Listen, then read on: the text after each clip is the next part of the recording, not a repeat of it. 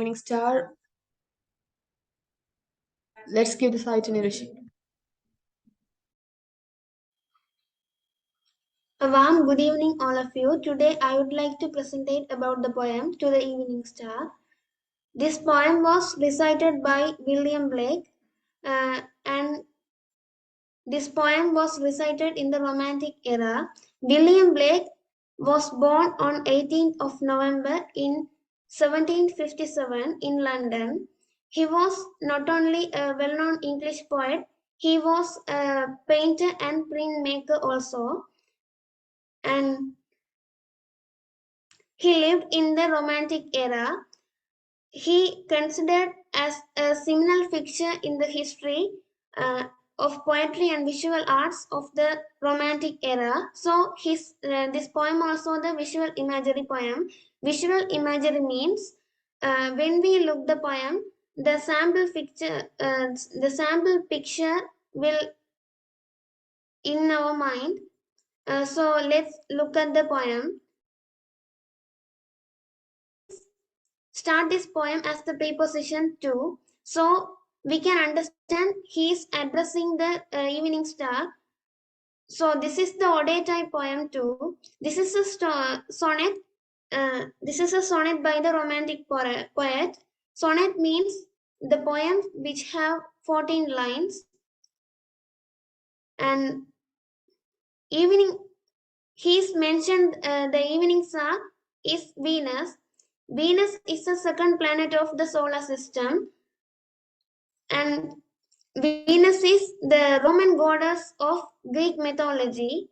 He is calling her to protect them against the evils of the night, and he is addressing her as the fair-haired angel of the evening, who can light a lovely bright torch at night to remove the darkness. Here, the darkness means the society problems, and um, the poet addressing her to smile upon their evening bed. Evening bed means the problematical society.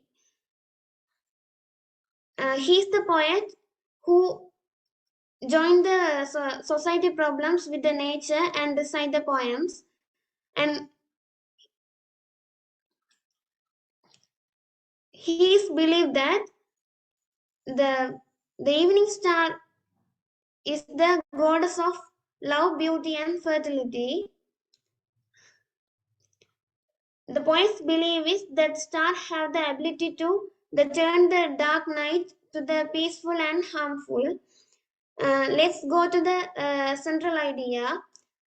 In the central idea, Blake wrote the poem to mention as the huge effect of nature in the each and everyone's life.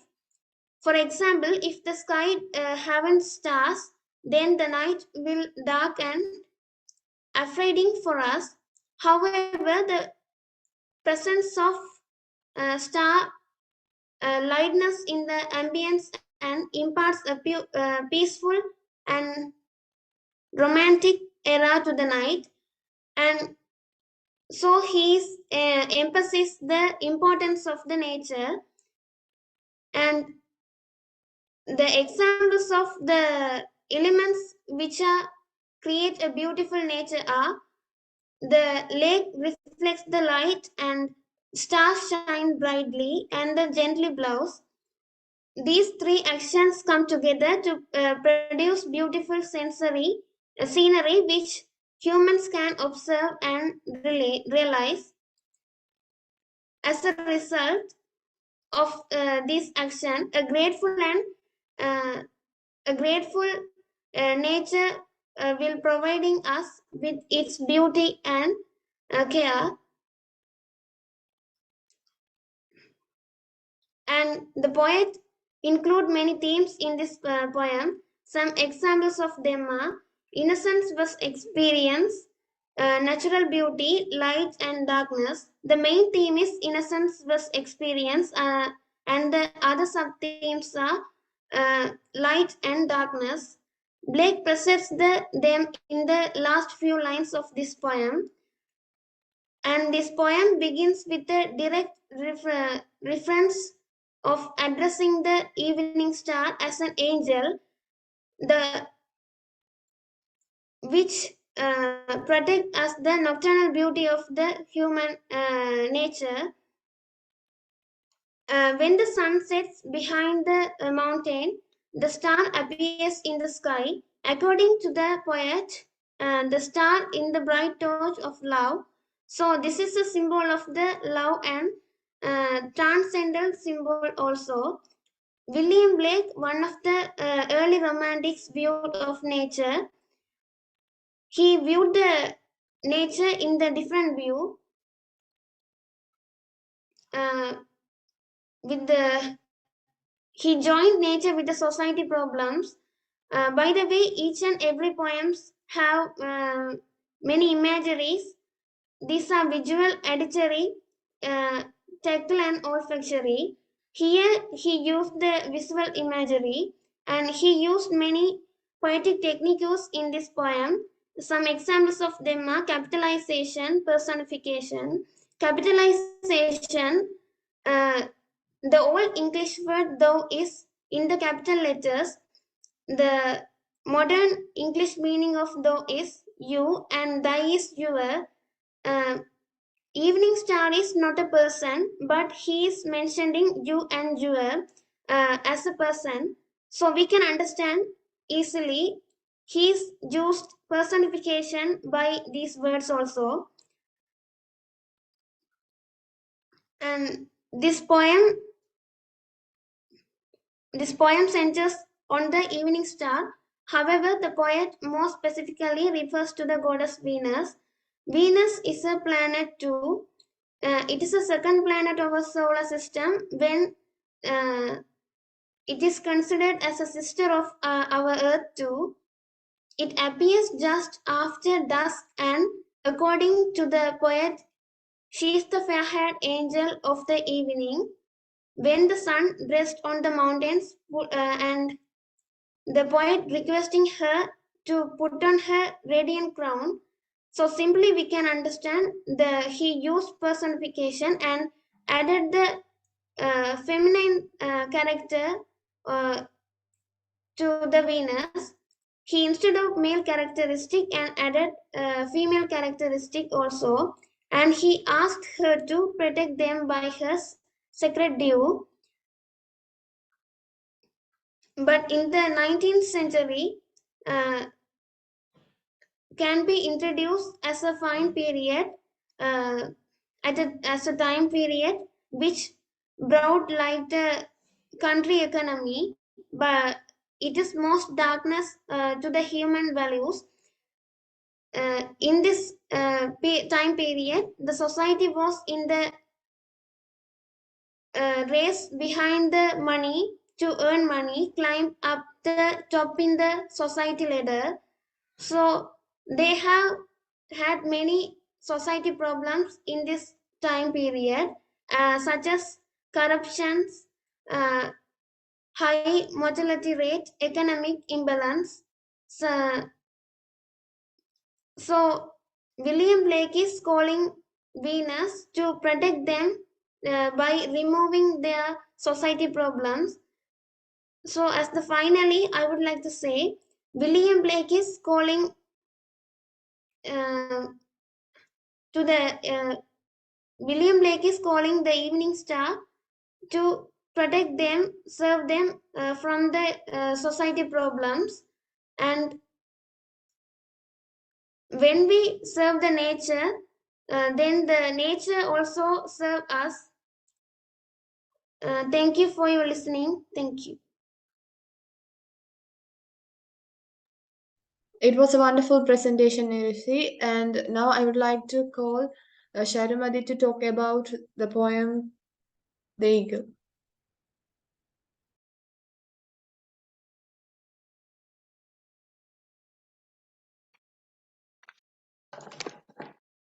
The Eagle by Alfred Lord Tennyson, who is an English poet who lived in Victorian era. He uses his poems to encourage people. Um, he uses this poem to convey the nature with human world. Now let's see. This poem is formed with two stanzas. In each stanza there is three lines. He claps the crack with crooked hand. Close to the sun, in lonely lands, ringed with azure world, he stands. The wrinkled sea beneath him crawls. He watches from his mountain walls, and like a thunderbolt he falls. He folds the crack with crooked hands. He, the personal pronoun, shows, gives, resembles eagle to a person who empower the natural world, and collapsing the crack with a crooked hand show tightness and the ownership of eagle and the harshness of eagle. Close to the sun in lonely lands. Closeness to the sun shows eagle as a god, and in lonely lands mean um, that eagle lives in an undisturbed world, and that powerful has to be alone. Ringed with the azure world he stands. The azure world means blue surrounding, such as sea and sky. And also the color blue resembles the nobility. Here poet tries to say that eagle has noble character. Even if he lives alone, he lives without any issues. In first stanza, the point of view is that someone is looking far below the eagle. In next stanza, there is a change in point of view. The wrinkled sea beneath him crawls. Here, eagle standing high, and the sharpness of eagle's eyesight is shown. He watches from his mountain walls. His possessive pronoun means the ownership of mountain walls, and the empowerment towards the mountain walls of eagle is shown here. And like a thunderbolt, he falls. Thunderbolt is a beautiful natural which is well known for is its swiftness. Here poet tries to say um, Here poet tries to say that eagle eagle flies faster to catch its food. In the second stanza, the point of view is for reader is to be as an eagle. Thank you.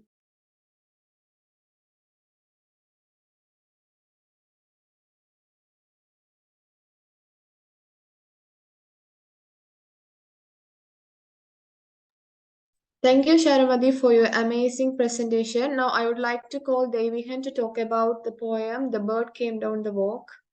Let's give the side to Devihan.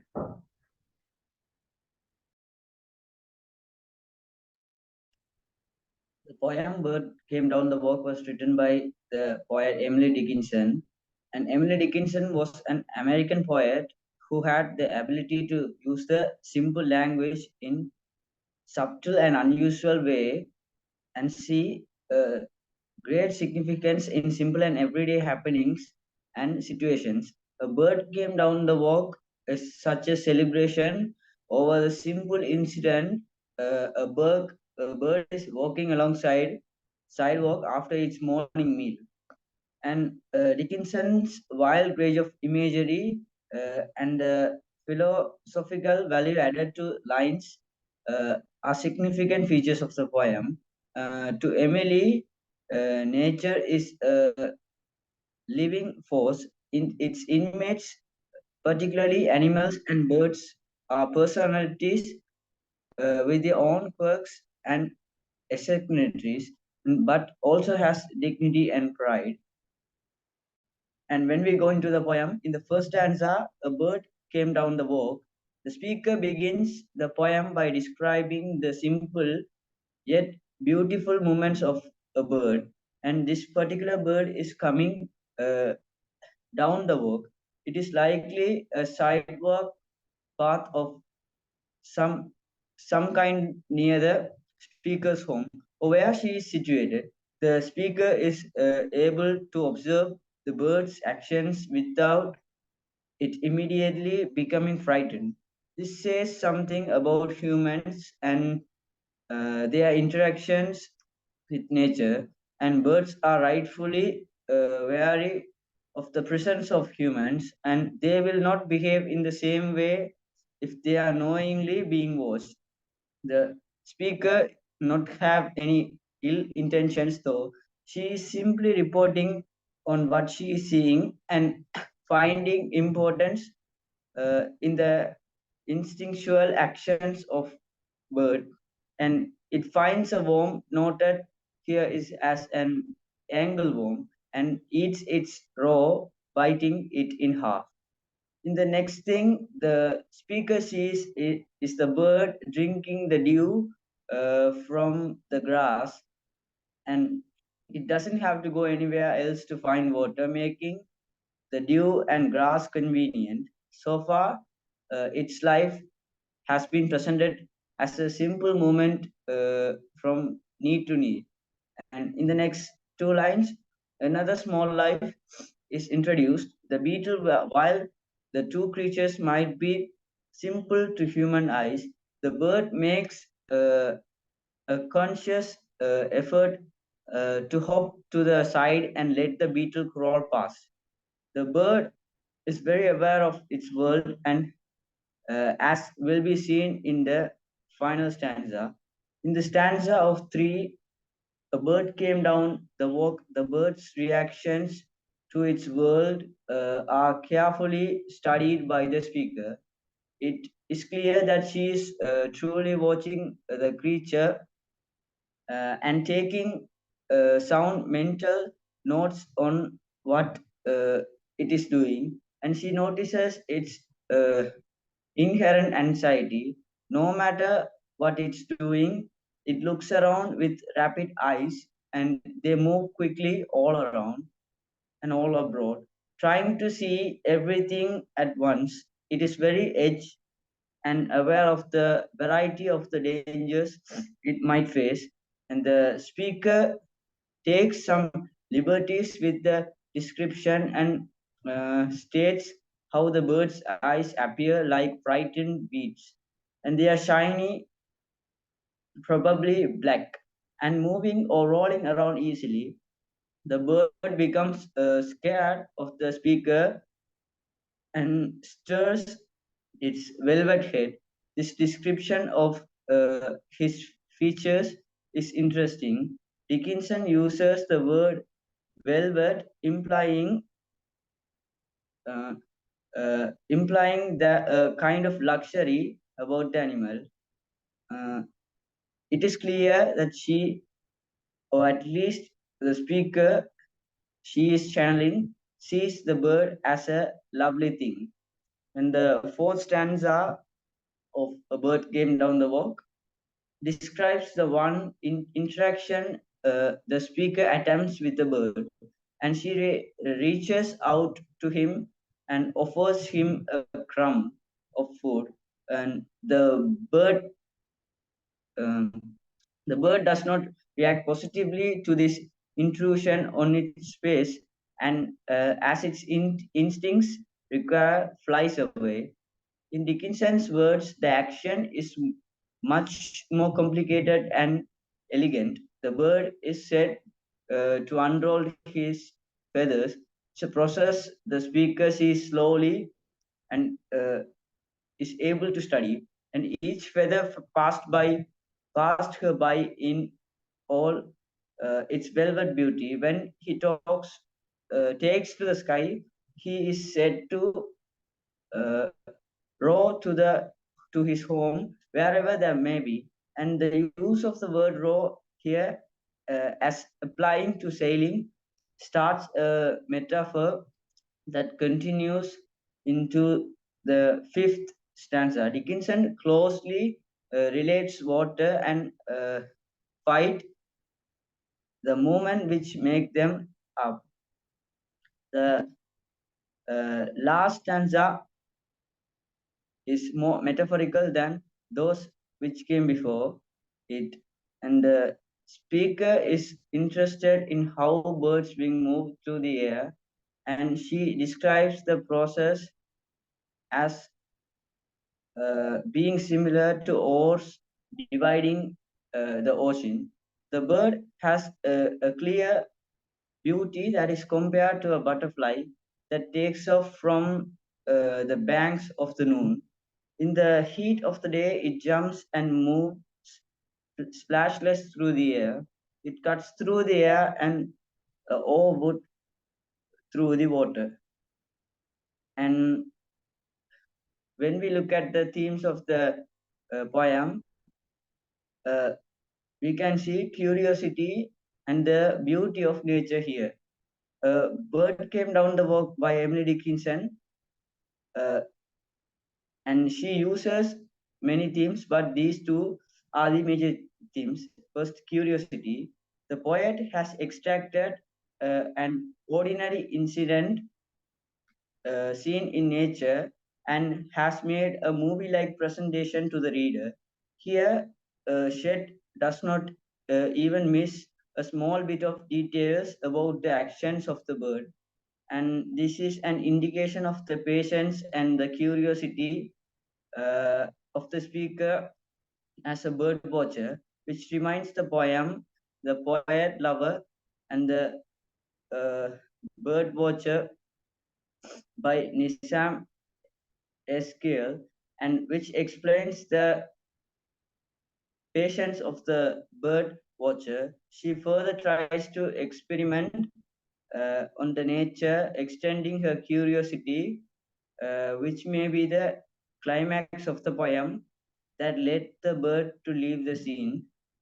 When the reader is going through the poem, he or she may feel whether the speaker is trying to see and contrast a human through a bird or to find a lost human relationship through the bird.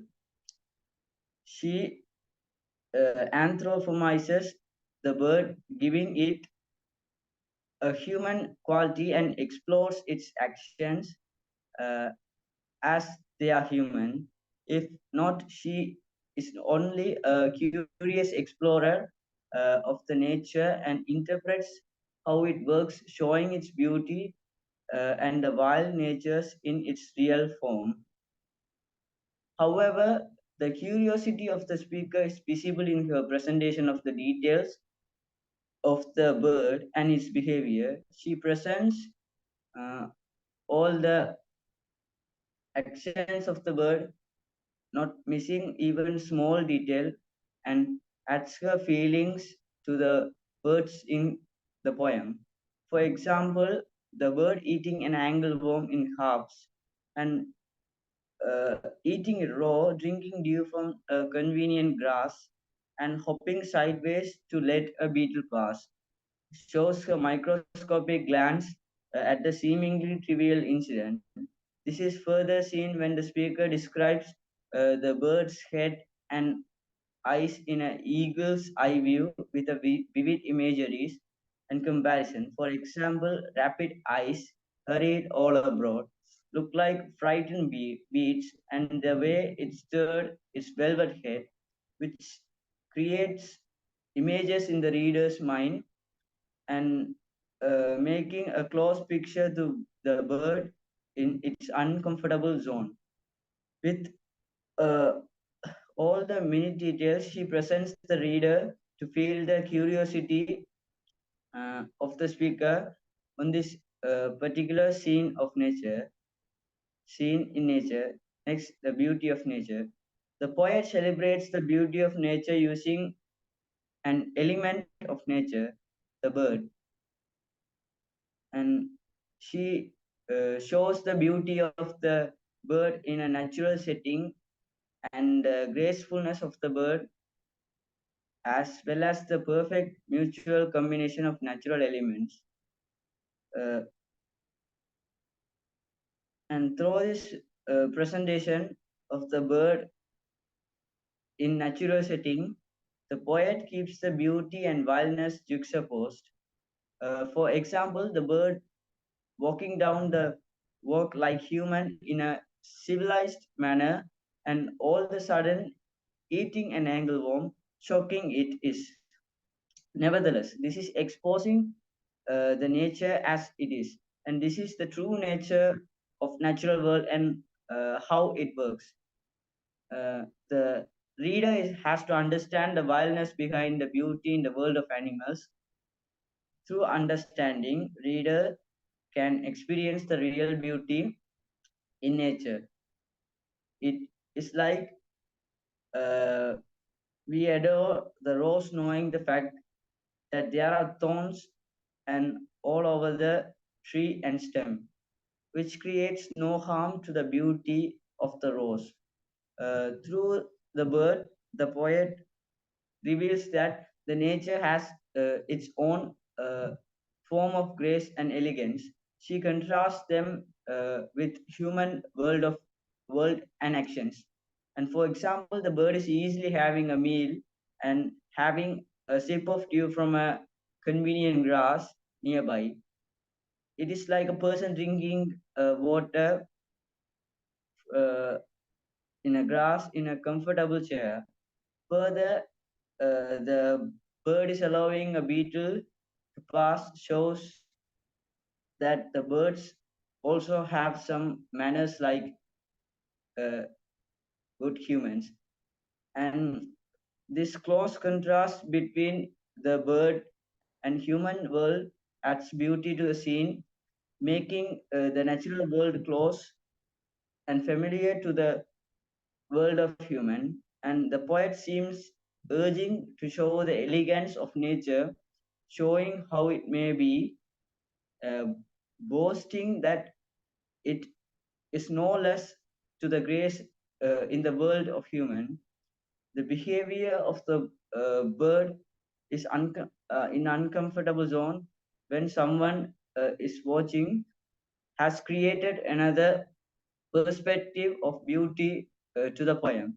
The bird seems to be excited and restless as it is not in a comfortable zone for it.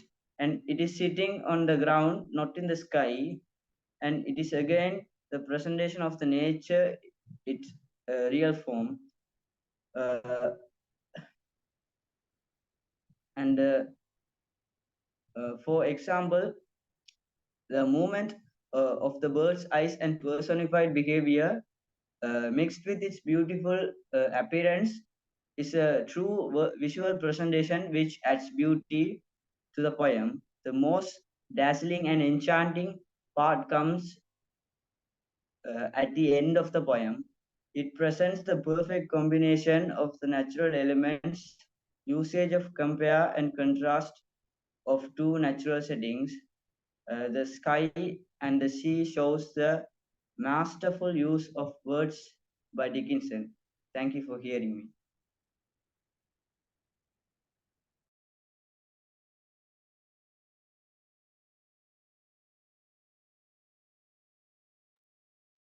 Thank you, Devihan, for your wonderful presentation. Now, I would like to call Shagithian to talk about the play, The Twilight of Crane.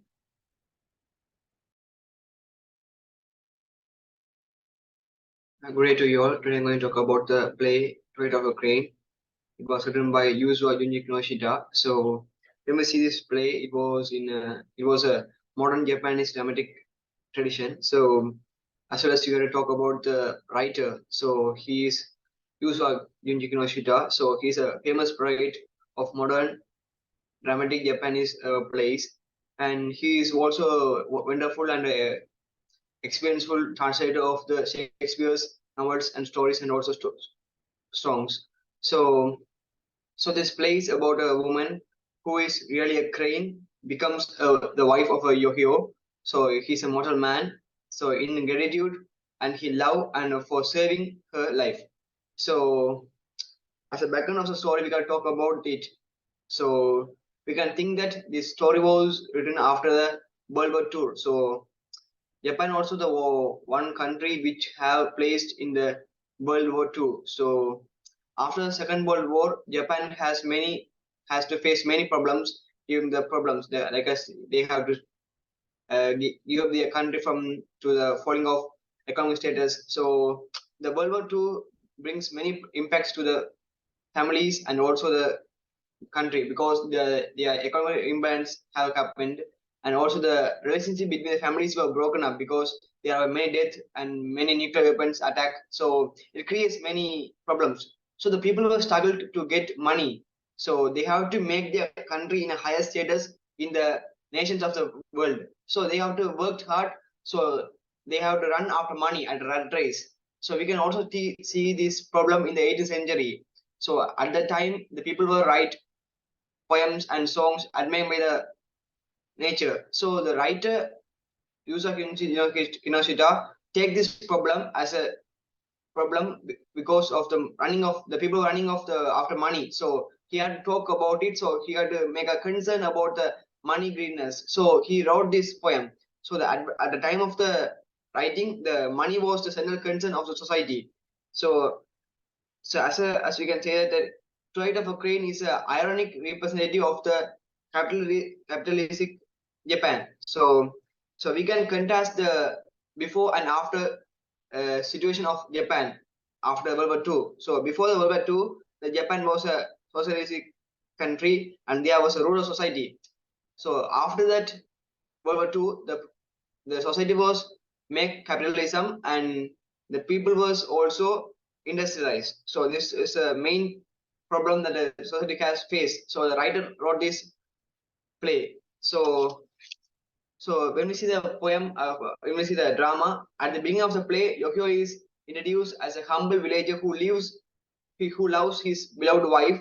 So and he enjoys his simple life with playing with children.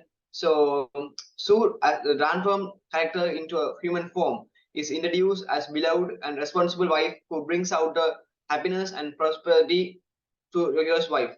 So they lived a contented life in association with the children who symbolically represent the innocence. So their simple life turns into a twilight due to the two regular friends Yokio's, namely Sudo and Unsu. So they come to know about the valuable cloth worn by Su, which gives the bread and wine to the family. It means it is the main source for the income. So this special cloth was called as the villages by the Semba Ori because that means that it comes from the heaven. So the two money-minded friends identify the higher commercial value of the cloth and they intended to exploit the opportunity to flourish themselves. So they decided to entice Yokio towards earning profits by selling the Simba Ori and lead a life of luxury.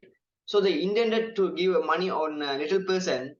So it's a real price of cloth. So after hearing this, Tusu thoroughly protests her husband to what money can do their simple lifestyle. So she takes efforts to protect her husband from the bad influence of the friends. So she explains that the weaving one's more clothes would affect her health, reducing her body weight. So Yokoi, who is blindly by the scene sparkle of the money, so he becomes more furious and threatens to leave her. So he further insults her, calling as a costume. So Sue becomes worried and she tells her husband not to be unkind to her. So, however, she decided to weave two more clothes to satisfy him. So, during the processes of weaving, Yokio breaks his rule, promise, and peeps into the weaving room. So, he had looked her crane form.